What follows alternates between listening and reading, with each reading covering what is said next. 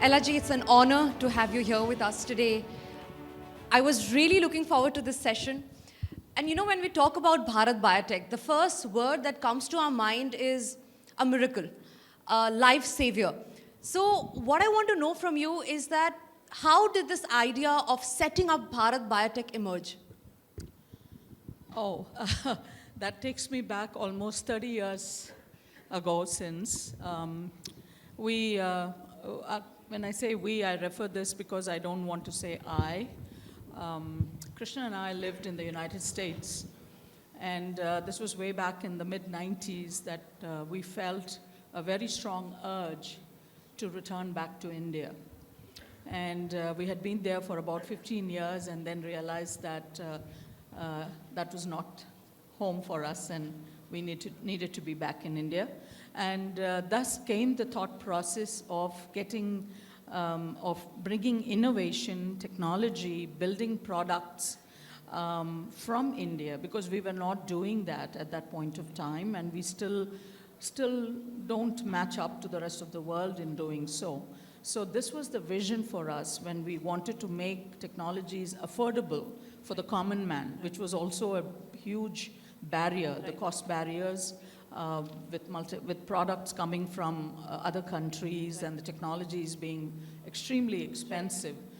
It was not reachable to the common man. So preventive healthcare and vaccines play a very important role in every country's growth.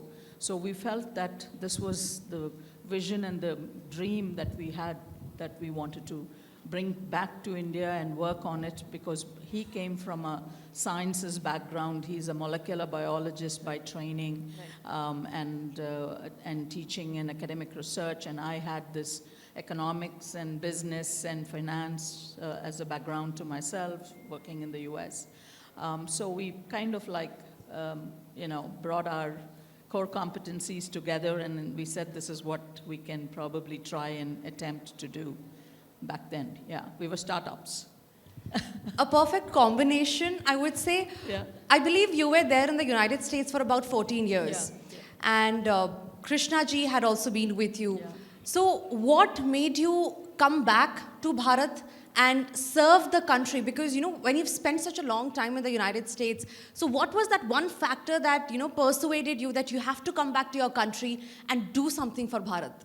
Like I said earlier, you know, these technologies were not being done in our part of the world, leave alone India. The entire developing world did not have platforms, technologies, product building, new molecule development, and affordable healthcare and vaccines and pharmaceuticals. So we felt that this was the need of the hour at that point of time, and it still is, and it's going to be more as we go into the future. So for us, we walked back into India with our green cards, with our permanent residencies in the United States. And a few years later, we would have been ready for our citizenships as well. So that was the time where we felt that, no, this is a call that we need to take at this point of time. And the children were young. Both my children were probably around, they were 12 and 6 or so. And then at that point of time, we felt that we needed to get back home and then build on this, because it takes decades to build this kind of science and academic research and talent and garner resources. And it's long drawn. It's not there's no shortcuts. I just heard the earlier speaker say that as well. There's no shortcuts in life. And so for us, especially product development and processes, and India was not geared up for it as well at that point of time. So we felt that strong urge, the passion to come back to India to serve the country was always there. And that's why I called it Bharat. I coined the name for the company, and I called it Bharat.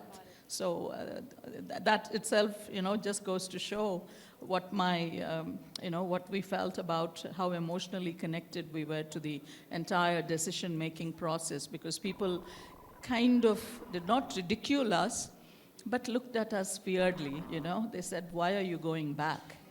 So that was a question that we kept answering for quite some time until we could prove ourselves. Yeah. So, what was your reply to those who asked you, why are you going back to your country? You know, you have established yourself in the United States. Why don't you stay here and do something? What was your reply to them at that point in time? We again had to tell them this entire story of how we need technology building, because back in the US, we come from the academic research, scientific background. So most of us were, our peers and colleagues and friends were all doctors and physicians and exceptionally intellectual, professionals in teaching and research institutions. For them, they've understood that this was a gap that needs to be addressed in India, and many of them understood that, but then they felt that we were, entrepreneurship. I guess the one word that I can just relate to it is just entrepreneurship. You don't know what it makes you to do, and you can dive deep down into the ocean and, or scale mountains, and that's entrepreneurship to me, in my own little way. Yeah. The sky is the limit, as they say. Absolutely. Yeah. Absolutely. So, taking you back to those times, COVID-19, it was one of the most horrific days, horrific years for us, in fact. It spread like an inferno. Length and breadth of the country, people were dying on roads, people were dying in hospitals, in homes. So at that point in time, I'm sure there must be a lot of pressure in providing vaccines, and providing vaccines after the clinical trials, and providing vaccines at a very large stage to people that reach to every household, and not just the elite classes, but to every household, because at that point in time, everybody needed the vaccine. So how did you deal with that situation then? March 2020 probably changed the way we looked at doing things, because we've been there since way before that, but product development for us was always 10, 15 plus years in terms of establishing clinical data, clinical information, research, regulatory compliances, not only in India, but also to the other international agencies that we would have to demonstrate that kind of information and documentation about how the product is being generated, is being developed. But came the pandemic, and then that just threw us all off gear, as you just said. It was scary. We didn't know what to do. We as a country, it would have been a colossal nightmare for us to have, to think back if we had no vaccine at that point of time. And with the billion population, I'm only talking about the adults. The children, of course, are there, but then even for the billion that we needed as adults, vaccinating a billion people in a country, no country probably has done it, and we could demonstrate that in India. This was back in 21, 22, up to 22. But we felt strongly, we had developed platform technologies for viral vaccines, for bacterial vaccines, for recombinant vaccines, proteins, and other molecules.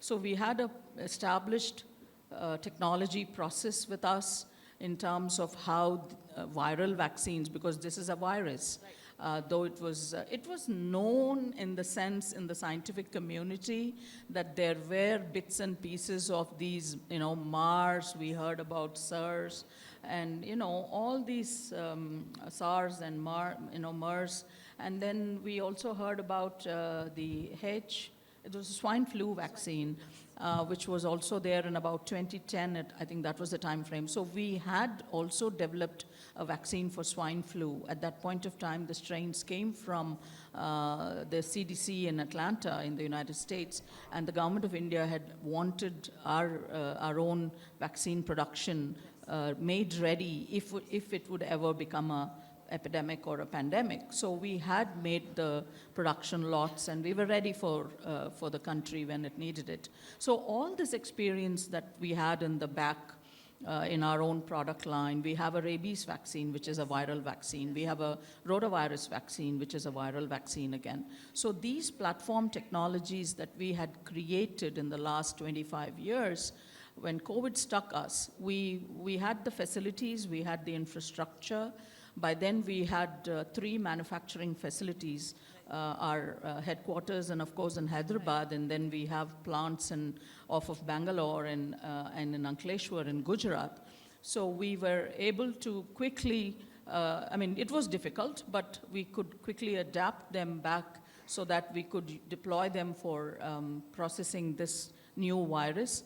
Of course, the virus itself came in a couple of cars from Pune to Hyderabad. I have a story to tell about that, but because there was the cargoes were shut and our freight forwarders would not even come close to handling a live virus, so they all would have run away from it. So our own team of scientists and bioprocess engineers and technicians drove to Pune by road, cutting 3 state borders, and brought the live virus, in their trunks, in the car trunks, and in -70, back into our facilities and entered into our facilities with live viruses. That's amazing. Getting into our facilities because we need to grow them. So that was how this amount of confidence that we had that we should at least attempt. See, as a country, we cannot just keep waiting for technologies to come and processes to come from other countries, especially during a pandemic.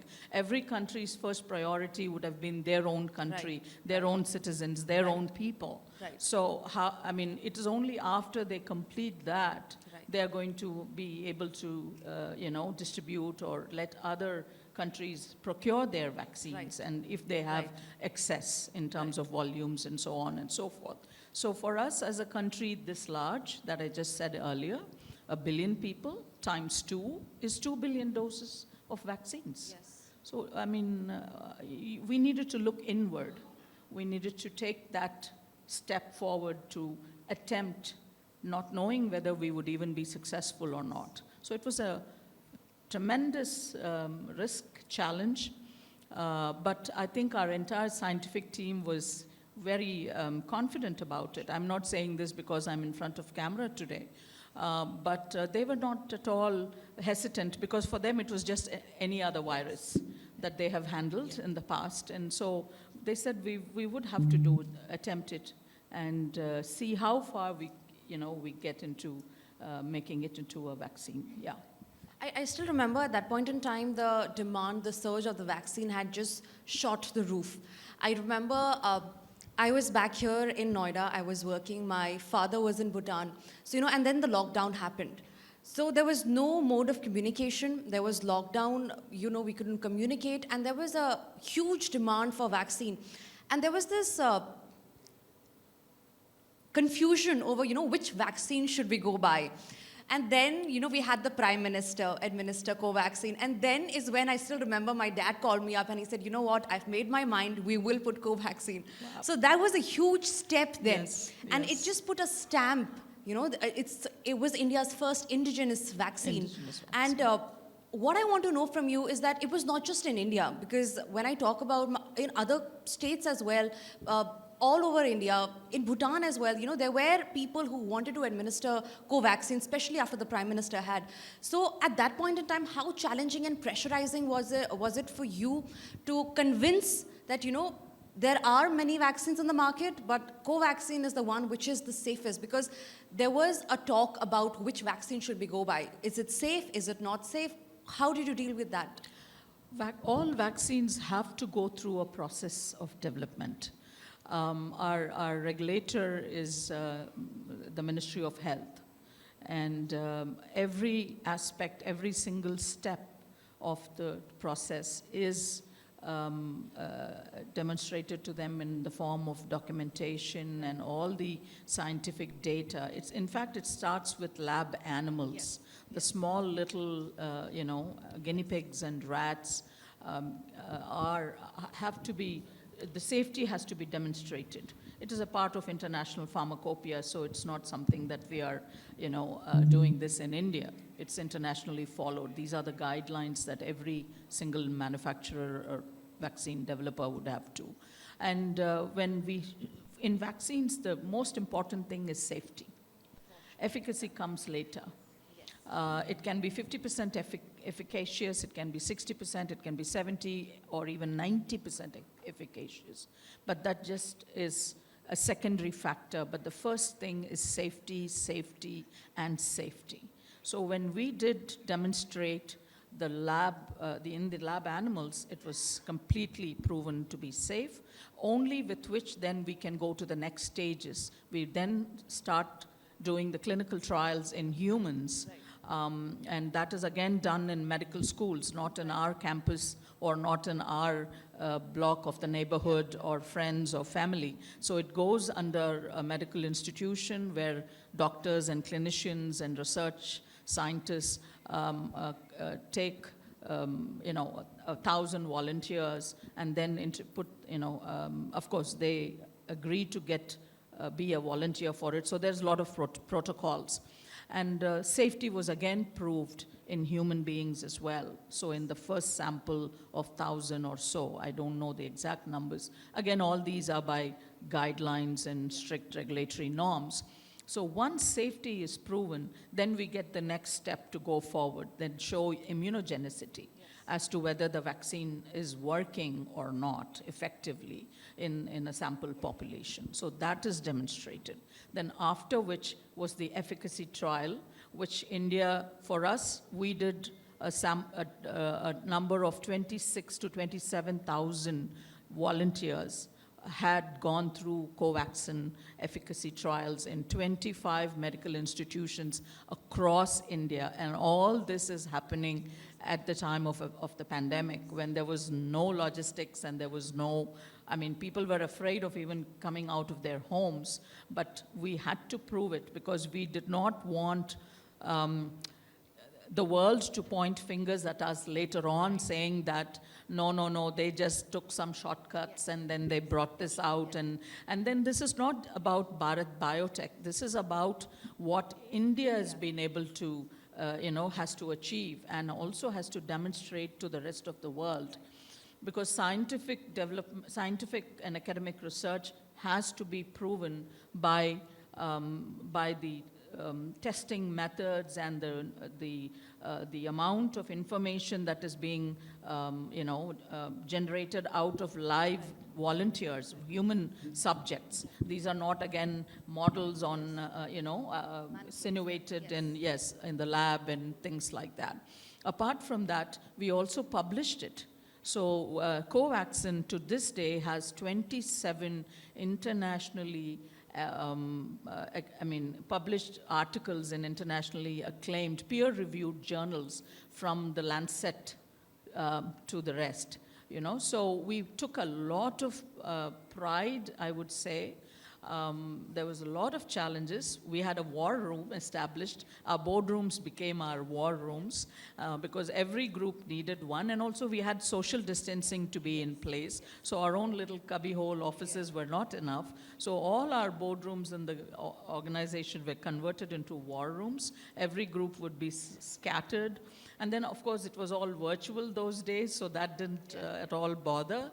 And we were working almost literally 24/7, the entire team, not only at Hyderabad, but also in the campuses in Bangalore and in Ankleshwar, because we were manufacturing it in one plant, and then the material would have to be transported to another facility for adding the volumes. And so then the distribution, of course, was handled by the Government of India because it's the Ministry of Health that controls vaccine distribution. So for us, it was getting to the point of ensuring that the vaccine was absolutely safe and immunogenicity was proven and efficacy was also demonstrated in 27,000 subjects, which was for the first time in Indian pharmaceutical history that this kind of a trial was ever conducted and done.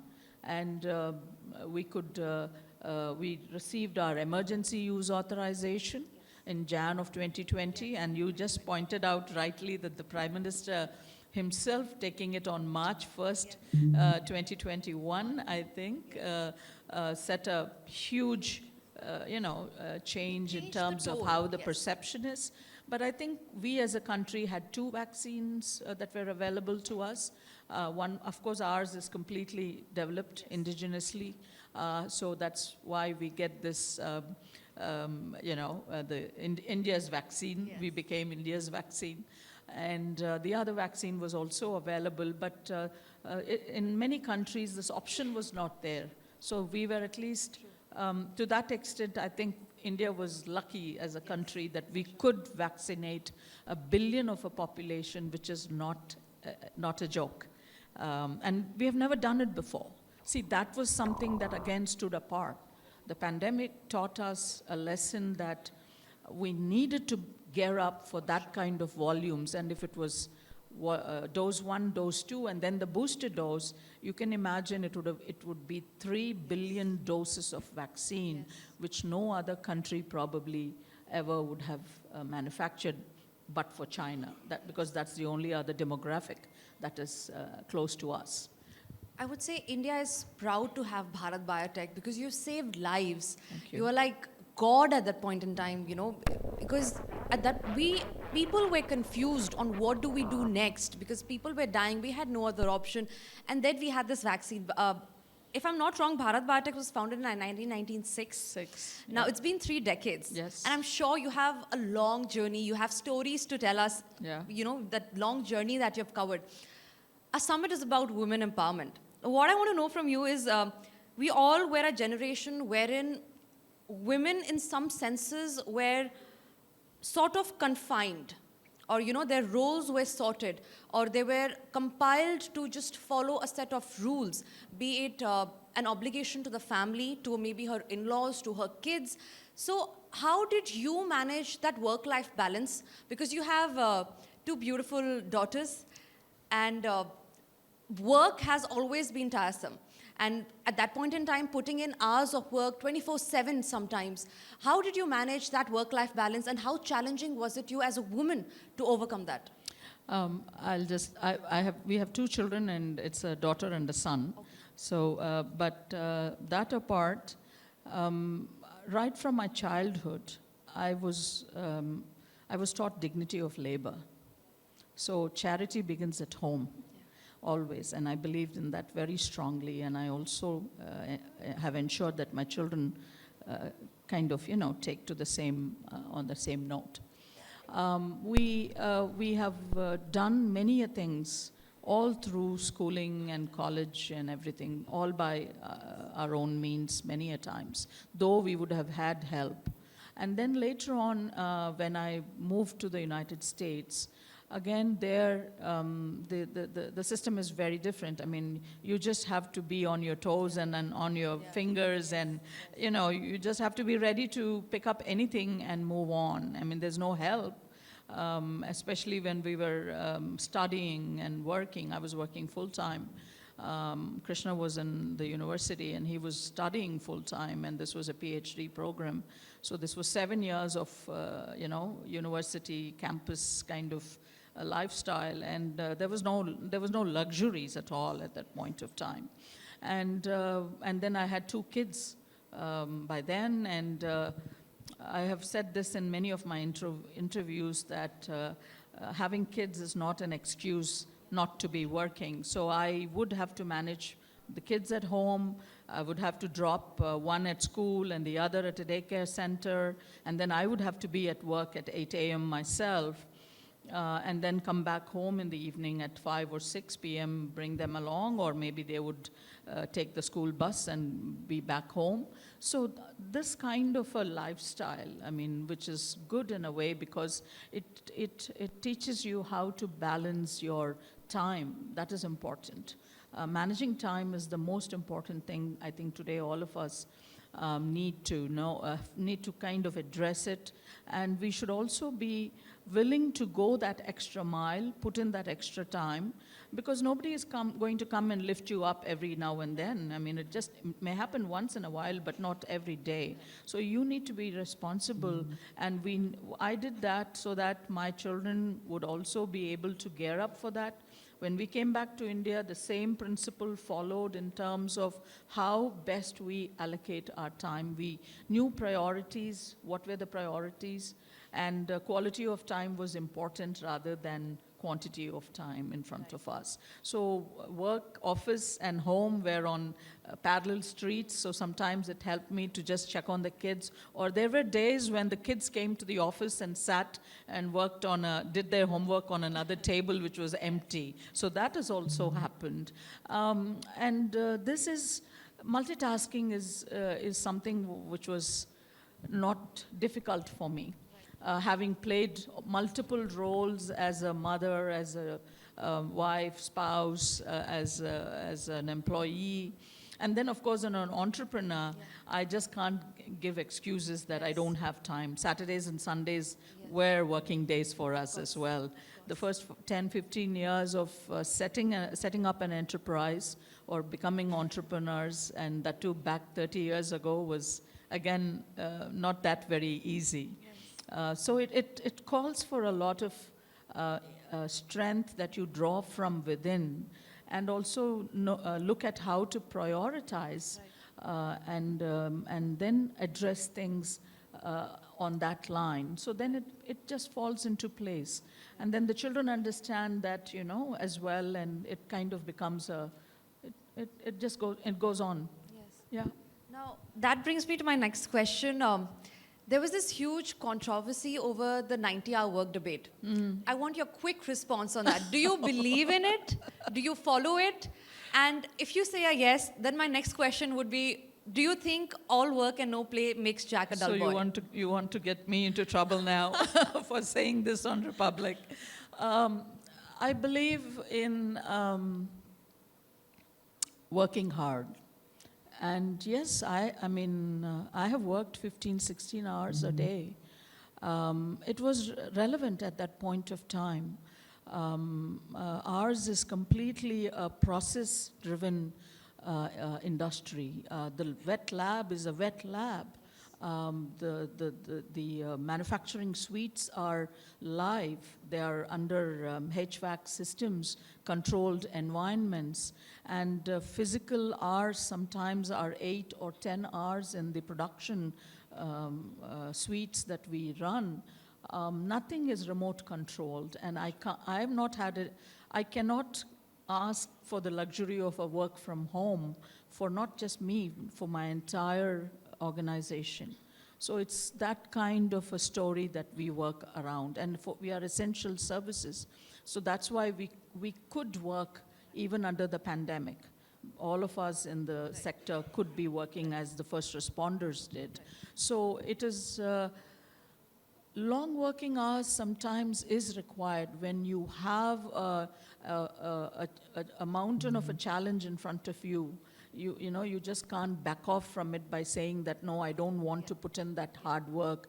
And if you don't, where do you get the time? How do you compress time?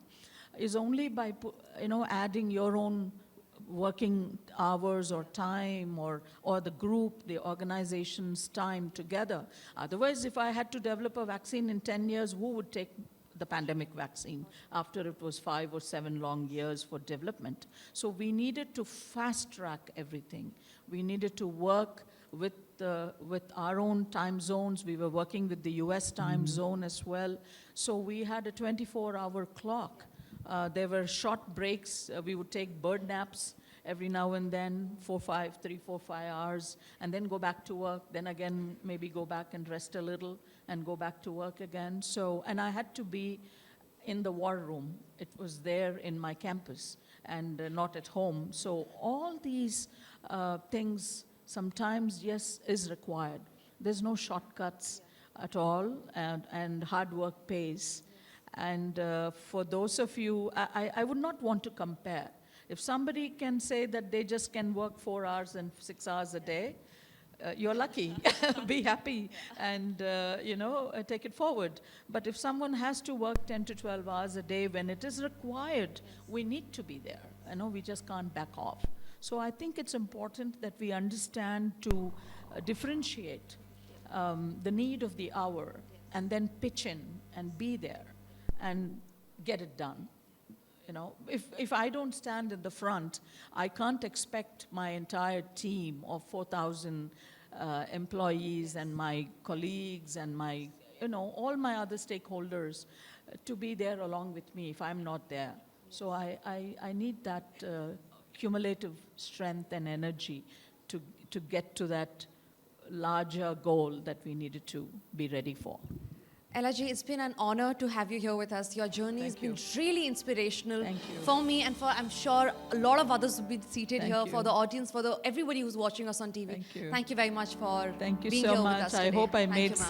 sense, and I hope I could answer all her questions. I don't know if Arnab is here, and I was asking someone. He'll be here, earlier. he'll be here in just Oh, some he's time. not here yet, so I was wondering how am I going to be talking all this with Arnab watching me with his, I'm glad he's not here yet. But thank you so much, and it was lovely. It's just a great pleasure and honor to be here with you all this morning here today. Thank you so much. ma'am. Thank you. Thank you so much, Miss Suchitra Ella and Tanisha, of course, in conversation with Miss Ella. Huge round of applause, please. Ma'am, please do stay on.